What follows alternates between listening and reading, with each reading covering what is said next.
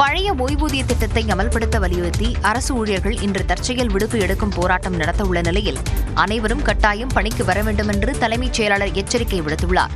கடந்த சட்டமன்ற தேர்தலின் போது திமுக தனது தேர்தல் அறிக்கையில் பழைய ஓய்வூதிய திட்டம் அமல்படுத்தப்படும் என்று வாக்குறுதி அளித்தது. ஆனால் இந்த வாக்குறுதியை நிறைவேற்றாததால் அரசுக்கு எதிராக அரசு ஊழியர்கள் தொடர் போராட்டங்களில் ஈடுபட்டு வருகின்றனர். இந்நிலையில் பழைய ஓய்வூதிய திட்டத்தை அமல்படுத்த வலியுறுத்தி அரசு ஊழியர்கள் இன்று ஒருநாள் தற்செயல் விடுப்பு எடுக்கும் போராட்டத்தில் ஈடுபடப் போவதாக அறிவித்தனர். அரசு ஊழியர்கள் ஒட்டுமொத்தமாக விடுமுறை எடுத்து வேலை நிறுத்தத்தில் ஈடுபடப் போவதாக அறிவித்திருக்கும் நிலையில் இன்று அரசு ஊழியர்கள் அனைவரும் கட்டாயம் பணிக்கு வர வேண்டும் என்று தலைமைச் செயலாளர் முருகானந்தம் உத்தரவிட்டுள்ளார். அரசு ஊழியர்களின் வருகை, முன்கூட்டியே விடுமுறை எடுத்துள்ளவர்களின் விவரம், இன்று விடுமுறை எடுப்பவர்கள் விவரம் ஆகியவற்றை காலை 10-15 மணிக்குள் அனுப்பி வைக்க வேண்டும் என்று அனைத்து கூடுதல் செயலாளர்களுக்கும், முதன்மை செயலாளர்களுக்கும், ஆட்சியர்களுக்கும் அறிவுறுத்தப்பட்டுள்ளது.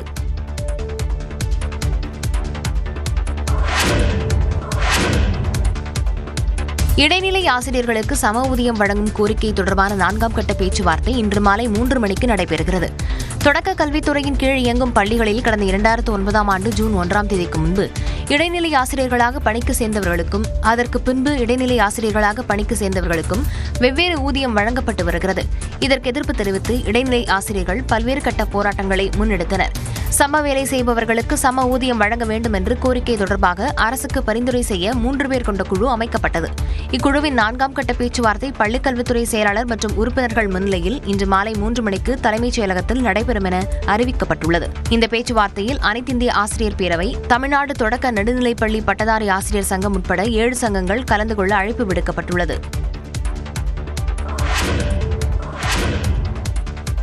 சென்னை எழும்பூர் ரயில் நிலையத்தில் பராமரிப்பு பணிகள் மேற்கொள்ளப்படுவதால் சோழன் மலைக்கோட்டை ரயில்கள் தாம்பரத்திலிருந்து புறப்படும் என அறிவிக்கப்பட்டுள்ளது. சென்னை திருச்சி இடையேயான சோழன் எக்ஸ்பிரஸ் ரயில் நவம்பர் 10ஆம் தேதி வரை காலை 8:12 மணிக்கு தாம்பரத்திலிருந்து புறப்படும். அதே நேரத்தில் மறுமார்க்கத்தில் அந்த ரயில் வழக்கம் போல் சென்னை எழும்பூர் வரை இயக்கப்படும் என அறிவிக்கப்பட்டுள்ளது. சென்னை திருச்சி இடையேயான மலைக்கோட்டை எக்ஸ்பிரஸ் ரயில் எழும்பூருக்கு பதில் தாம்பரத்திலிருந்து நள்ளிரவு 12:03 மணிக்கு புறப்படும். மறுமார்க்கத்தில் இயக்கப்படும் ரயில் எழும்பூருக்கு பதில் தாம்பரத்திலேயே நிறுத்தப்படும். இந்த மாற்றம் நவம்பர் 10ஆம் தேதி அமலில் இருக்கும். மதுரை சென்னை பாண்டியன் எக்ஸ்பிரஸ் ரயில் காலை 4:45 மணிக்கு சென்னை வரும் நிலையில் தாம்பரத்தில் நிறுத்தப்படும். மறுமார்க்கத்தில் வழக்கம் போல் எழும்பூரிலிருந்தே புறப்படும். இதேபோல ராமேஸ்வரத்திலிருந்து சென்னை எழும்பூருக்கு காலை 6:35 மணிக்கு வரும் ரயிலும் காலை 6:45 மணிக்கு வரும் ரயிலும் தாம்பரத்திலேயே நிறுத்தப்படும். சென்னை எழும்பூர் மும்பை சிவாஜி விரைவு ரயில் எழும்பூருக்கு பதில் காலை 6:45 மணிக்கு சென்னை கடற்கரையிலிருந்து புறப்படும். மறுமார்க்கத்தில் எழும்பூர் வரை இயக்கப்படும் என தெற்கு ரயில்வே தெரிவித்துள்ளது. நீதிமன்ற உத்தரவு அடிப்படையில் வரும் 14ஆம் தேதிக்குள் சென்னையில் உள்ள கட்சிக் கொடி கம்பங்களை அகற்ற வேண்டும் என சென்னை மாநகராட்சி உத்தரவிட்டுள்ளது. தமிழ்நாட்டில் அரசுக்கு சொந்தமான இடங்களில் உள்ள அரசியல் கட்சிகளின் கொடி கம்பங்களை அகற்றுமாறு உயர்நீதிமன்ற மதுரை கிளை உத்தரவிட்டது. இதை எதிர்த்து தொடரப்பட்ட வழக்குகளை விசாரித்த உச்சநீதிமன்றம் உயர்நீதிமன்ற தீர்ப்பை உறுதி செய்தது. அதன் அடிப்படையில் சென்னை மாநகர பகுதிகளில் உள்ள கொடி கம்பங்களை அரசியல் கட்சிகள் வருகிற 14ஆம் தேதிக்குள் அகற்றுமாறு மாநகராட்சி நிர்வாகம் உத்தரவிட்டுள்ளது. மேலும் கட்சி கொடி கம்பங்களை அகற்றுவது தொடர்பாக இன்று முதல் கட்சிகளுக்கு நோட்டீஸ் அனுப்ப முடிவு செய்யப்பட்டுள்ளது. வரும் 14ஆம் தேதிக்குள் கட்சி கொடி கம்பங்களை கட்சிகள் அகற்ற தவறினால் மாநகராட்சி ஊழியர்களை அதனை அகற்றுவார்கள் என்றும் அகற்றுவதற்கான செலவுத் தொகையை நீதிமன்ற உத்தரவுப்படி சம்பந்தப்பட்ட கட்சிகளிடம் வசூலிக்கப்படும் என்றும் மாநகராட்சி நிர்வாகம் தெரிவித்துள்ளது. சென்னையில் 3450 கொடி கம்பங்கள் உள்ள நிலையில் இதுவரை 296 கம்பங்கள் அகற்றப்பட்டுள்ளன.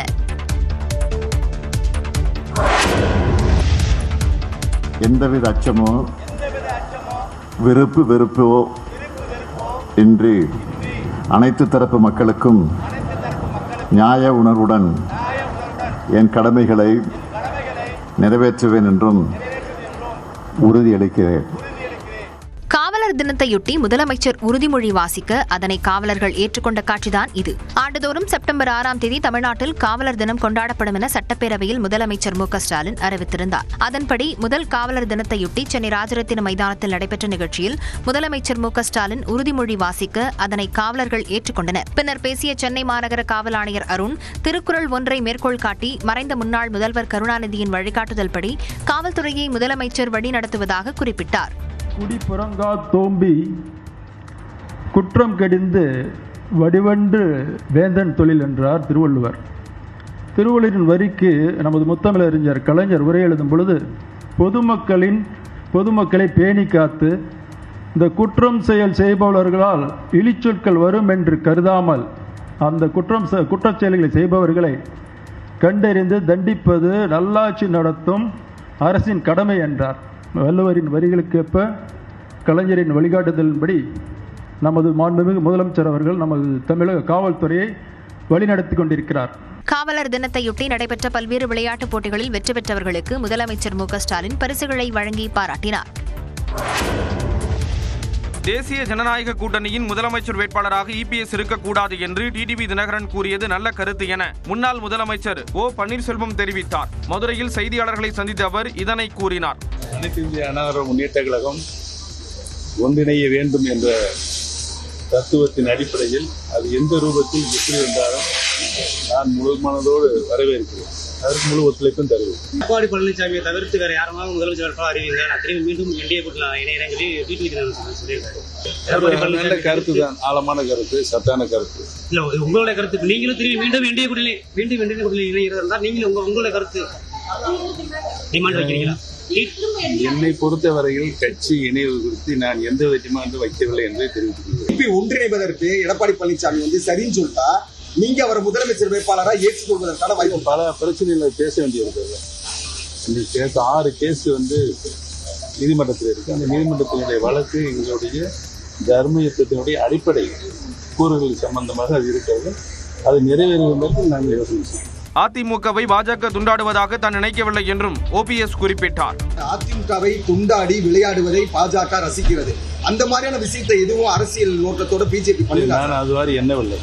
அதிமுகவை ஒன்றிணைப்பதில் தனக்கு எவ்வித நிபந்தனையும் இல்லை என்றும் ஓபிஎஸ் கூறினார்.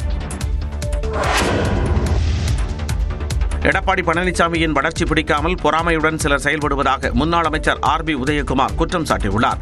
இதுகுறித்து வீடியோ வெளியிட்டுள்ள அவர், அதிமுகவின் முதலமைச்சர் வேட்பாளரை மாற்றச் சொல்பவர்களை எல்லாம் மாற்றிவிட்டு இபிஎஸ் முதலமைச்சர் ஆவார் என்று நம்பிக்கை தெரிவித்துள்ளார்.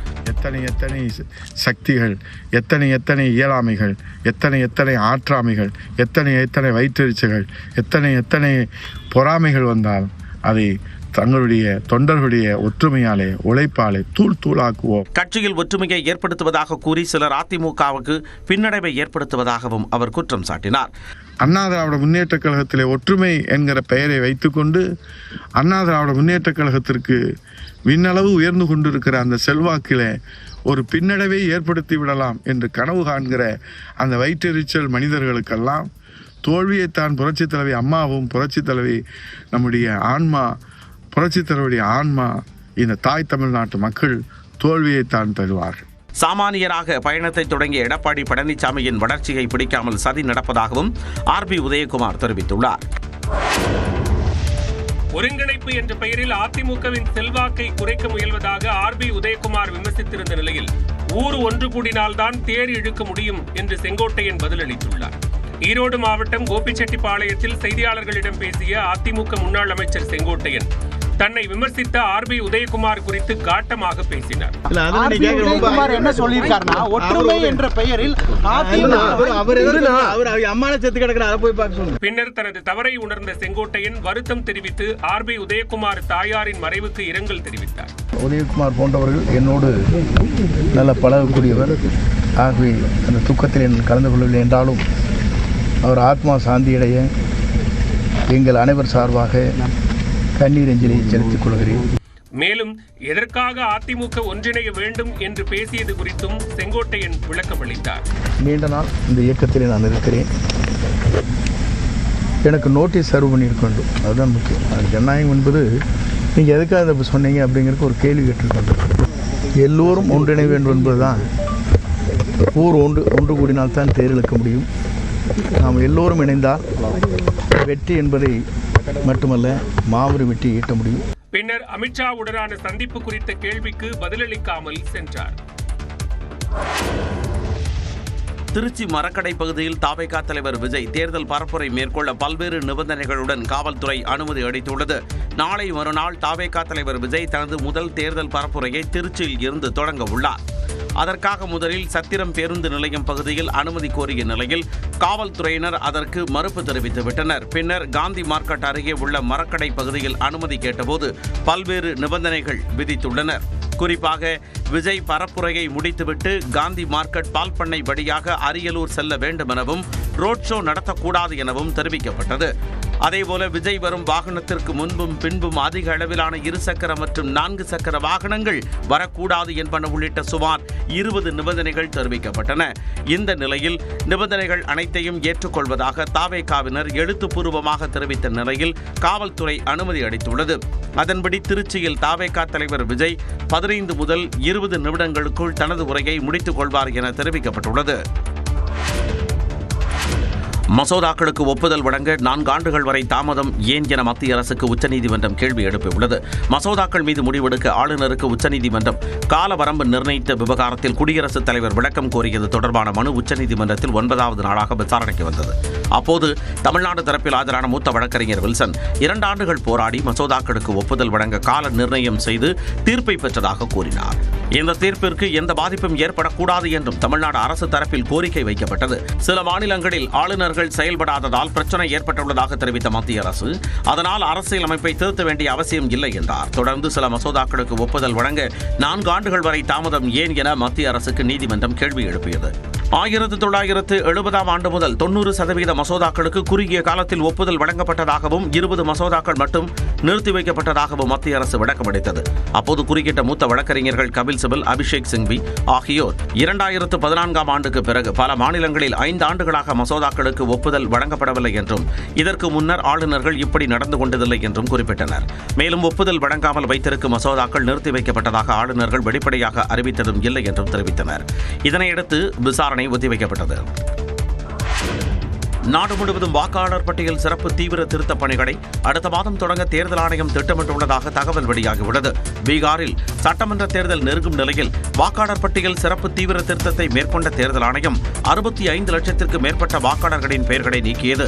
இதற்கு எதிர்ப்பு தெரிவித்து உச்சநீதிமன்றத்தில் பல்வேறு மனுக்கள் தாக்கல் செய்யப்பட்டுள்ளன. இந்நிலையில் 2026ஆம் ஆண்டு ஜனவரி 1ஆம் தேதியை தகுதி நாளாக கொண்டு நாடு முழுவதும் வாக்காளர் பட்டியல் சிறப்பு தீவிர திருத்தம் மேற்கொள்ள தேர்தல் ஆணையம் திட்டமிட்டுள்ளது.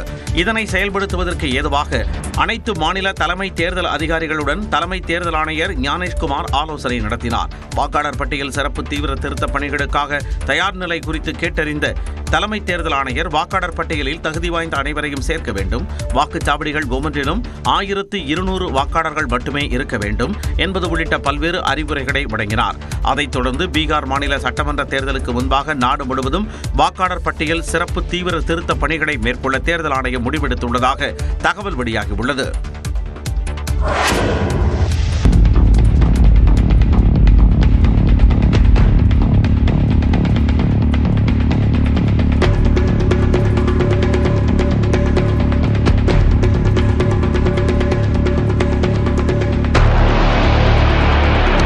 புதிய காருக்கு கீழ் எலுமிச்சம் பழத்தை வைத்து ஏற்ற முயன்ற பெண்ணால் ஏற்பட்ட விபரீதத்தின் விளைவே இந்த காட்சிகள். டெல்லியில் உள்ள ஷோரூமில் 29 வயதான இளம்பெண் ஒருவர் ஆசையாக மகேந்திரா தார் SUV வாங்கியுள்ளார். 27 லட்சம் ரூபாய் செலவு செய்து வாங்கிய அந்த காரை முதலாக ஸ்டார்ட் செய்த போது டயருக்கு கீழே எலுமிச்சம் பழத்தை வைத்து நகர்த்த முடிவு செய்தார். இதற்காக ஷோரூமில் முதல் தளத்தில் இருந்த காரை நகர்த்துவதற்கு முன்பு 4 டயர்களுக்கு அடியிலும் எலுமிச்சம் பழத்தை வைத்து பக்காவாக தயாராகியுள்ளார். சுற்றி நின்றவர்களின் ஆரவாரத்துடன் காரை அவர் நகர்த்திய போதுதான் அந்த விபரீதம் அரங்கேறியது. மெதுவாக ஆக்சலரேட்டரை அழுத்துவதற்கு பதிலாக வேகமாக அழுத்தியதால் முதல் தளத்திலிருந்து கண்ணாடியை உடைத்துக் கொண்டு கார் சாலையில் விழுந்தது. தலைகீழாக கவிழ்ந்து விழுந்ததால் காரின் கண்ணாடிகள் அனைத்தும் சுக்குநூறாக நொறுங்கின. காரும் கடுமையாக சேதமடைந்தது.